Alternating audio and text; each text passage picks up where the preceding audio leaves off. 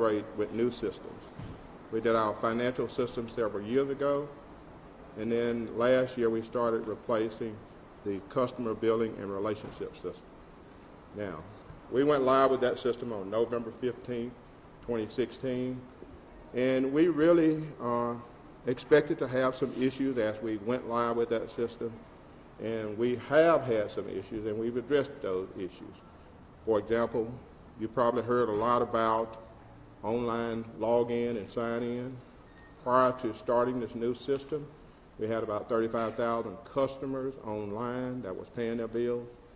So when we went live on November 15th, we had to reassign or get all of those customers to re-up on their online billing system.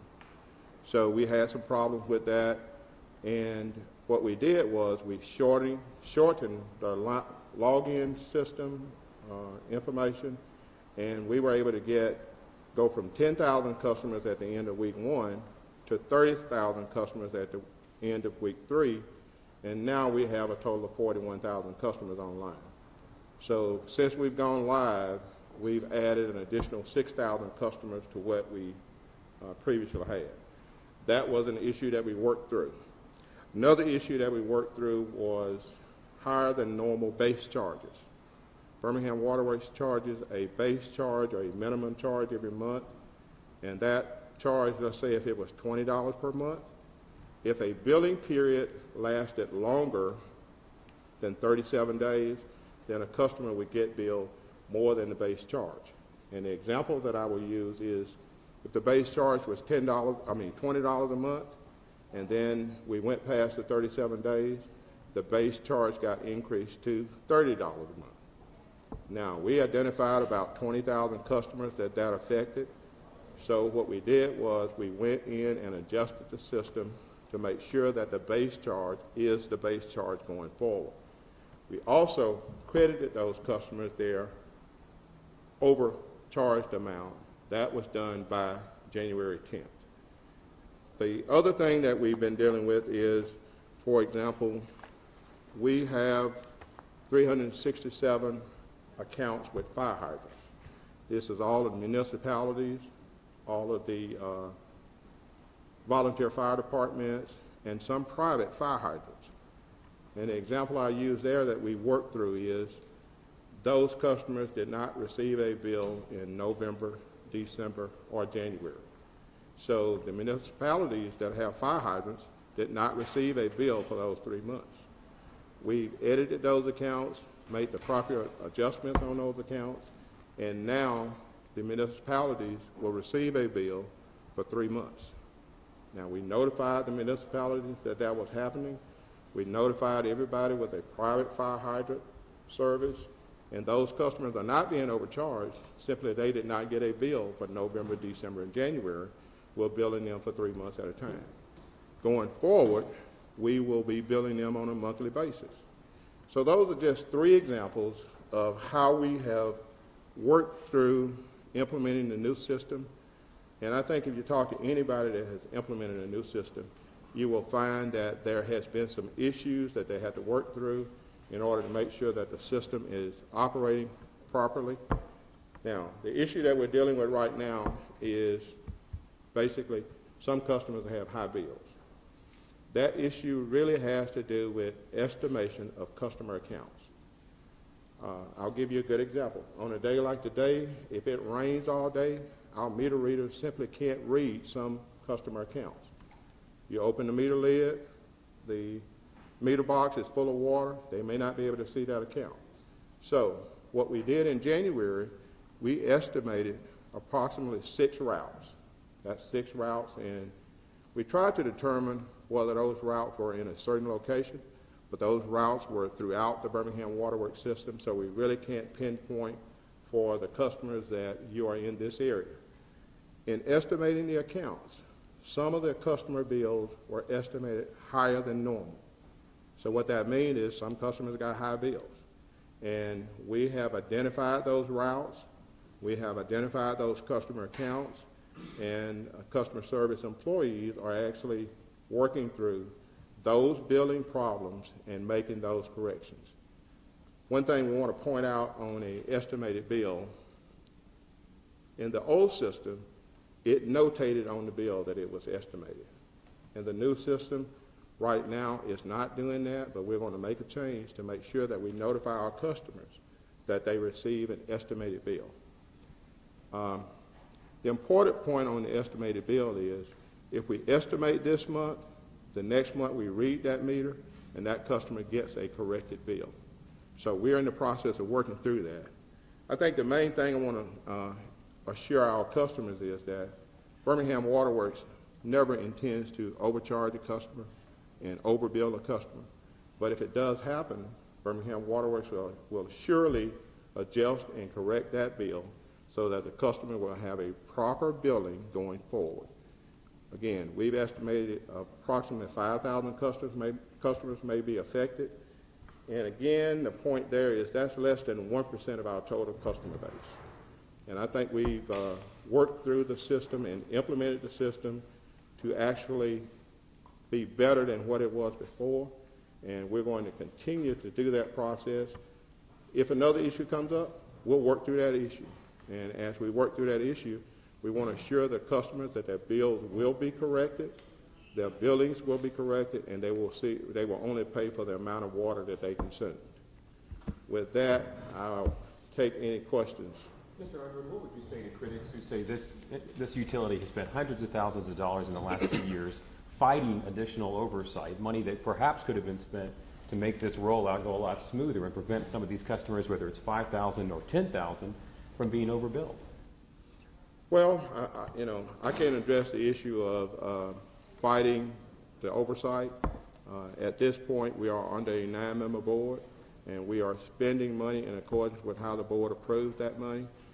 We probably could have done a few things a little bit better, a little bit different, to roll the system out and make it a little bit more efficient on the rollout. But the bottom line is we are committed to going through any problems and any issues and billing the customers for the amount that they should be billed for. You talked about the estimated bills in January. I've got customers who got bad bills in the middle of December that were the CF was way over. When they went out and read the meter, they got a 720 reading on their bill for CF. They go back out and look at the meter a week later and it says 700, which is impossible. So how is that happening? And those meters were physically read in December and they're getting overbilled. Well, the estimation process, every utility, every water utility that I know of have an estimation process. So what we do is we take the previous month's bill and estimate the next month's bill based on that usage.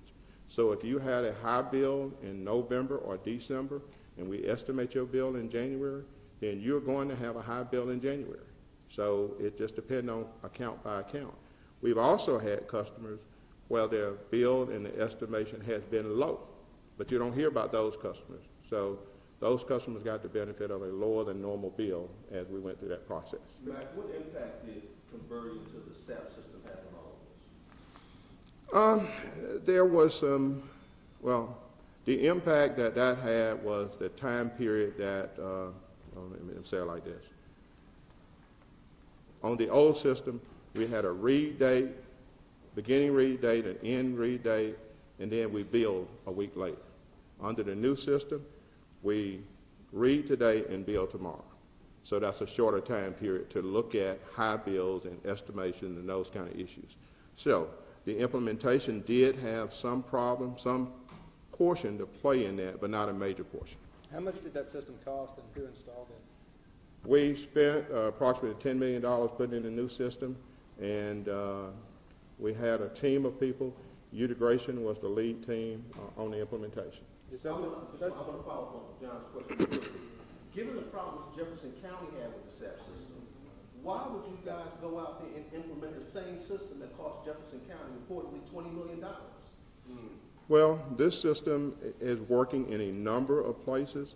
Huntsville use it, Alagasco use it. We visited probably 10 or 12 different locations where the system works, and the system is working in a lot of places. It's all in the implementation and doing the process correctly.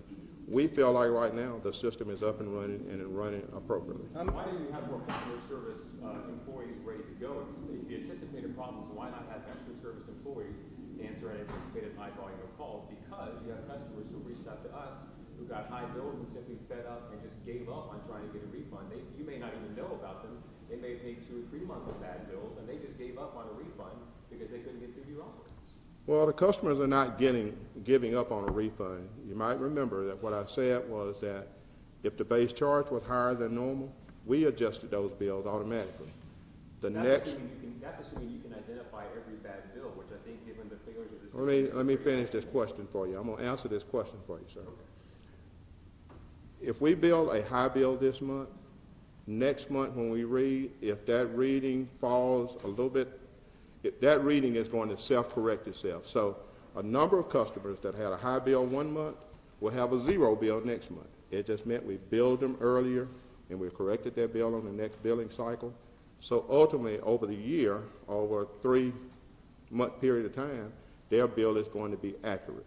So the customers, the 5,000 customers that we've identified that had high bills in January, those customers' bill will be corrected in February and early March, and those bills will be correct going forward. Can you talk about why you didn't have more customer service representatives ready? That's probably something we should have done. As you're sitting here talking, I'm doing Facebook Live, and customers are saying over and over again that they still have bills 5 times what they're used to. They're still getting disconnect notices. They're still unable to get through without waiting, being told their 50th or 60th, or simply that they can't even be put on hold. How can they be assured that going forward, as you say, that this is going to work? Well, we've added new customer service reps. We put on 2 new ones this week. We promoted 4 from part-time to full-time, and we're also looking into our computer system to see if it can serve as a customer service rep and take some automated issues to be done. The bottom line is, when we finish, customers are going to be accurately billed. They're going to pay the accurate amount, and we are not turning off customers right now. They may be getting a disconnect notice to try to keep people paying, but as of now, we're not turning off any customers for non-payment.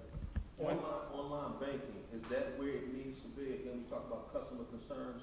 Some have said that their transactions have not been posted to their accounts. Where are we with that? We did have a period when there was some issues with the online banking partner where some of the accounts had not been addressed. Those accounts have been addressed at this point. Let me go back. I'm sorry. You said the bad estimation for 5,000 customers was in January. But again, I've got a whole neighborhood who had bad bills starting, and they got them in November and December, so those would be the readings before then, and it would have been 2 or 3 months successively. And you can see the estimated gallon usage jumps from 5,000 to 12,000 to 14,000. So what is the answer to their concern that this estimation issue you talked about in January affecting 5,000 customers? What was going on? Well, if they got a bad bill in November or December, those customers' accounts should be corrected at this point in time. When did you first learn about those bad bills from November and December? Well, I'm just hearing him say that at this point. Well, I mean, but you corrected it at some point. So, like, when did... Again, if we do an estimated bill one month and the bill is high that month, the next month when we read, the bill will be corrected. So it corrects itself within 60 to 90 days. So those bills have been adjusted and have been corrected. Are you still going to continue to estimate a customer account? Is that still going to happen? I mean, there's reasons all the time to estimate an account. For example, if we read 10,000 meters a day, if it snows today, some customer meters are not going to get read. If it's raining like it is today, it's not raining real hard right now, but if you have a downpour all day long, then you're going to end up having to estimate some customer accounts. And the only reason because of these high rates, like for example, we had one person said 85 to 111, and then they had fluctuating bills, another person 35, 65, 45. Is it strictly because of that estimated customer account? Well, that's hard to say. Let me say it like this. I looked at my bill the other day. One month I used 20, one month I used 10, the other month I used about 7 or 8. So it depends on the customer's usage pattern on what their bill should actually be. Just to clarify one thing, you guys are not able to read a meter from a distance like some municipalities through radio frequency or some other means? Okay. There's an automated meter reading system that can be installed, That system installed for water systems is about $250 per meter, which is about a $50 million project for the Birmingham Water Works.